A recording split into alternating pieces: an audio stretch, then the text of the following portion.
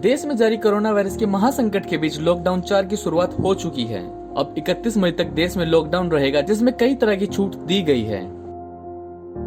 केंद्र सरकार की ओर से रविवार शाम को इस लॉकडाउन के लिए गाइडलाइंस जारी की गई है, जो पहले से काफी अलग है। इस लॉकडाउन में राज्य सरकारों की ताकत कुछ ज्यादा हद तक बढ़ी है। वहीं आर्थिक गतिविधियों को भी छूट दी गई है। लॉकडाउन 4 में इस बार क्या है खास?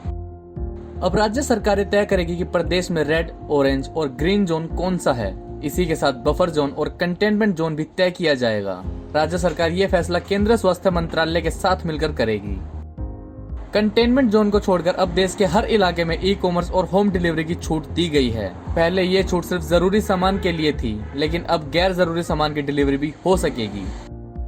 सैलून, मिठाई की दुकान समेत अन्य दुकानों को खोलने की इजाजत दी गई है, लेकिन ये राज्य सरकार ही तय करेगी कि उनमें से कौन सी दुकानें खोलनी है और दुकान खोलने के लिए क्या नियम हो सकते हैं। यानी आर्थिक गतिविधि को पूरी तरह से खोला जा सकता है, सिर्फ नियमों का पालन जरूरी है।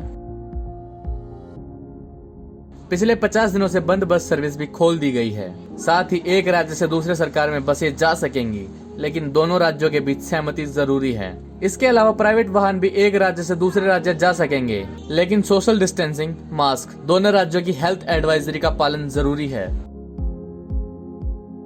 लॉकडाउन के बीच पहली बार स्टेडियम और स्पोर्ट्स कॉम्प्लेक्स खोलने की इजाजत दी गई है। हालांकि यहाँ सिर्फ खिलाड़ी जा पाएंगे, दर्शक नहीं जा पाएंगे। इसी के साथ ये चर्चा भी हुई है कि क्या आईपीएल शुरू हो पाएगा। अभी तक इस पर कोई पुष्टि नहीं हो पाई है। अब कंटेनमेंट जोन को छोड़कर पान, गुटखा, शराब की दुकानें खोलने की इजाजत दी गई है, लेकिन सड़क पर थूकना या गंदगी फैलाना पूरी तरह से मना है। ऐसा करने पर जुर्माना लग सकता है। पिछले लॉकडाउन की तरह इस बार भी पैसेंजर ट्रेन, घरेलू विदेशी उड़ान, metro service, cinema hall, shopping complex बंद रहेंगे। इसके अलावा सार्वजनिक कार्यक्रम, धार्मिक स्थल, राजनीतिक कार्यक्रमों पर पाबंदी जारी रहेगी। किसी भी शादी समारोह में 50 लोग ही एकत्रित हो सकेंगे। वहीं किसी अंतिम संस्कार में 20 से अधिक लोगों के इकट्ठा होने की अनुमति नहीं है।